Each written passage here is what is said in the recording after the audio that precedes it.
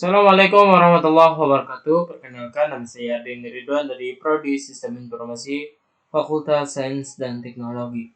Pada video kali ini, saya akan menjelaskan struktur data dari sorting, yaitu bubble sort. Apa itu bubble sort? Bubble sort adalah metode pengurutan algoritma dengan cara melakukan penukaran data secara terus-menerus. Sampai bisa dipastikan dalam suatu literasi, looping, atau pengurutan tertentu tidak ada lagi perubahan atau pertukaran data lagi. Terus bubble sort itu pengurutan data algoritma misalnya. Di sini kita mempunyai urutan data dari terkecil dan terbesar. Kita memiliki 5 data.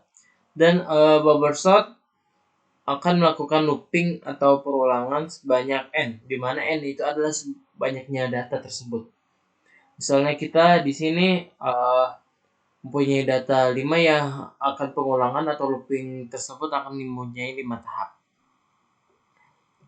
Yang tahap pertama di sini yaitu 47619. 4 indeks 4 dan 7.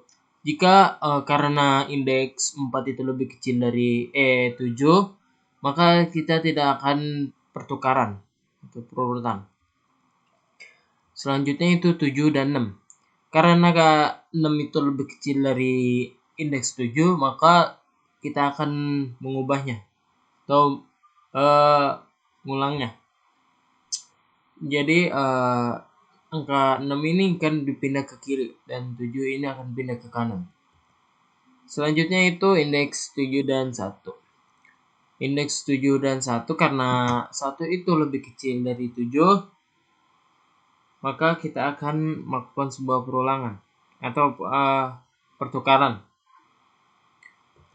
Selanjutnya itu 7 dan 9. Karena 7 itu lebih kecil dari 9, maka kita tidak akan melakukan pertukaran.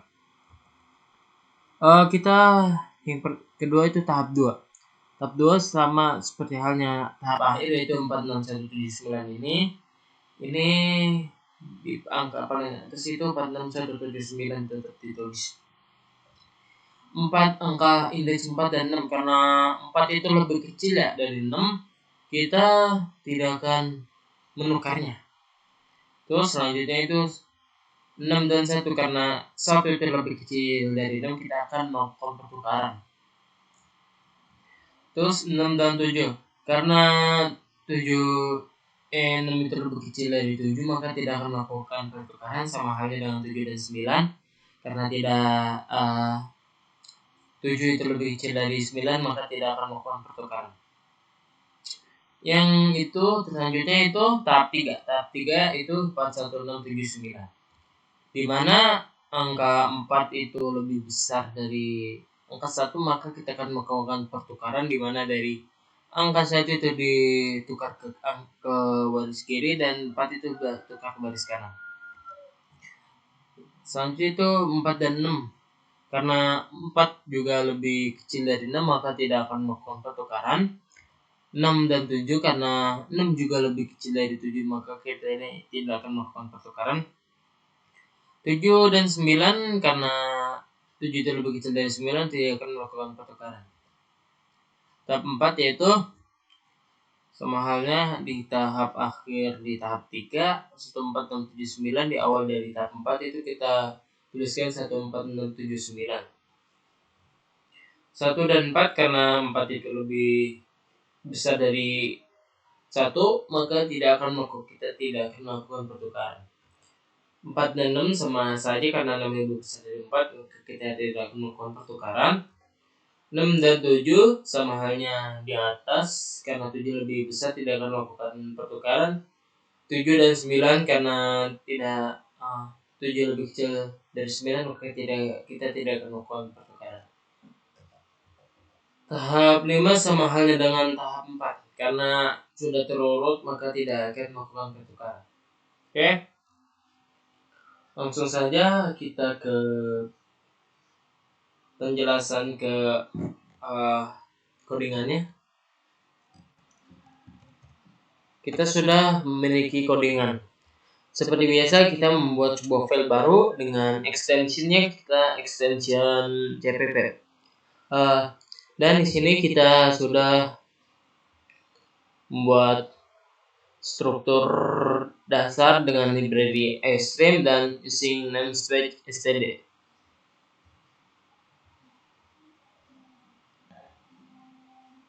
Dan pertama itu kita seperti biasa membuat struktur integer main dan kita simpan angka-angka yang tadi itu 47619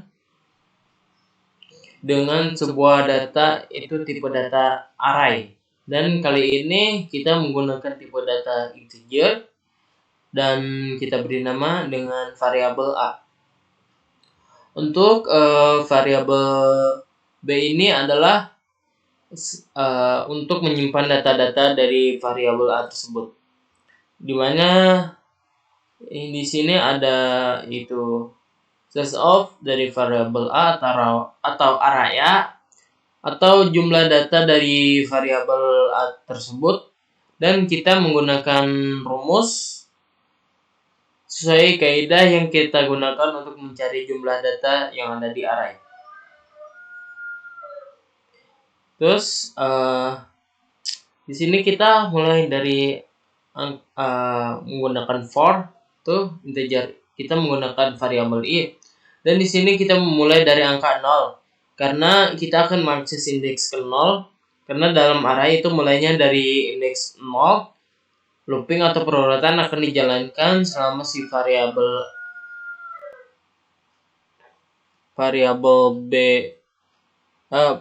A itu nilainya kurang dari variabel B. Nah, nanti akan dijalankan itu 0, 1, 2, dan 3, 4. Jadi kita akan mendapatkan indeks ke O, indeks ke-1, indeks ke-2, dan indeks ke-3, dan indeks ke-4.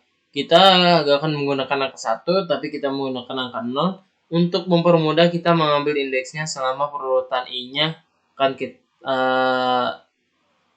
incrementkan nih. Kita incrementkan i-nya. Setiap perulangan i-nya kita akan incrementkan setelah itu kita out si indeks dari variabel A ke indeks E sesuai perulangannya. Setelah itu kita out kan untuk menampilkan indeks tersebut. Setelah itu kita melakukan sorting atau perurutan. Di dalam proses sorting kita akan melakukan pengulangan sebanyak data yang akan kita punya. Melakukan perulangan sebanyak data yang kita punya yang akan kita sorting, kita buat variabel i. Sama halnya yang di atas, kita membuat variabel i dengan tipe data integer mulai dari angka 0, dan i tersebut lebih kecil dari b. Pengulangan akan dijalankan selama ini kurang dari variabel b. Selama perurutan ini akan kita incrementkan. Jadi kalau di sini kita akan perurutan lagi. Jadi perurutan yang pertama kali ini kita akan melakukan proses bertahap. Dan setiap tahapnya kita akan melakukan pertukaran data apabila data ini lebih besar dari data sebelumnya. Sehingga kita akan menjadikan data sebelah kiri ini lebih kecil dari sebelah kiri ini lebih kecil dari data sebelah kanan. Setiap perurutan kita akan membandingkan. Jika si variabel A ke variabel A indeks ke C ternyata nilainya lebih besar dari indeks dari variabel A ke C tambah 1, maka kita akan memindahkan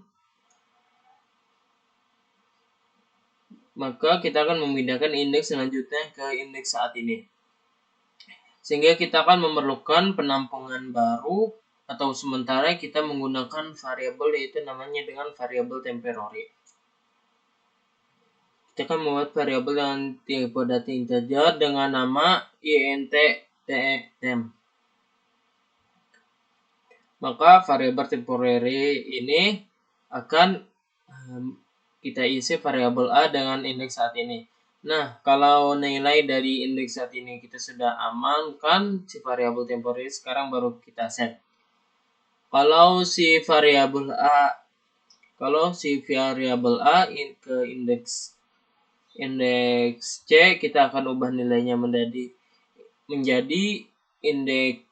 indeks C plus 1. Nah, caranya biar gak otomatis A C plus 1 itu kita akan ubah dengan nilainya variabel temporary yang merupakan nilai variabel A ke C yang kita simpan tadi biar angkanya itu tidak bentrok. Supaya angkanya tidak bentrok. Setelah itu kita coutkan dengan headline agar terlihat ya. Setelah itu kita membuat sebuah cout agar nampak atau terlihat. Tampilkan, kita beri nama yaitu kita kasih nama dengan tahap apabila kita tampilkan dengan variabel itu ditambah 1. Setelah itu, karena itu mulai dari 0, kita tambahkan itu tambah 1. Dengan kita membuat variabel baru D itu mulainya dari angka 0. Jika D itu lebih kecil dari variabel B adalah nyimpan data dari variabel A, maka D kita incrementkan. Terus setelah itu kita cout dengan indeks A ke indeks D. Nah, setelah itu jika sudah selesai, kita akan mengerunnya. Kita compile and run, coba.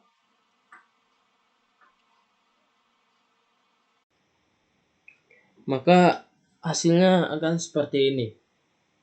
Dengan A itu memiliki 5 data yaitu 4, 7, 6, 1, 9. Dan tahap 1 yang berakhir dengan 4, 6, berurutan 4, 6, 1, 7, 9. Tahap 2 yaitu 4, 1, 6, 7, 9. Sama halnya dengan dari PPT tadi. Nah, tahap 1 yaitu 4, 6, 1, 7, 9. Tahap 2 yaitu 4, 1, 6, 7,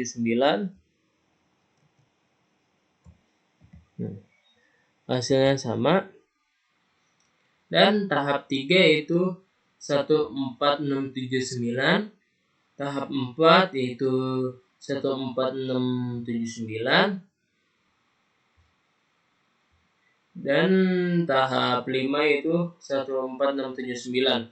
Dan hasil dari semua ini itu dari hasil sorting dari data 4, 7, 6, 1, 9 yaitu 1, 4, 6, 7, 9. Mungkin cukup sekian dari saya. Apabila ada salah kata dan kurang bagus dalam penjelasannya, mohon dimaafkan. Cukup sekian dari saya, kurang lebihnya mohon maaf. Wabillahi taufiq wal hidayah. Assalamualaikum warahmatullahi wabarakatuh.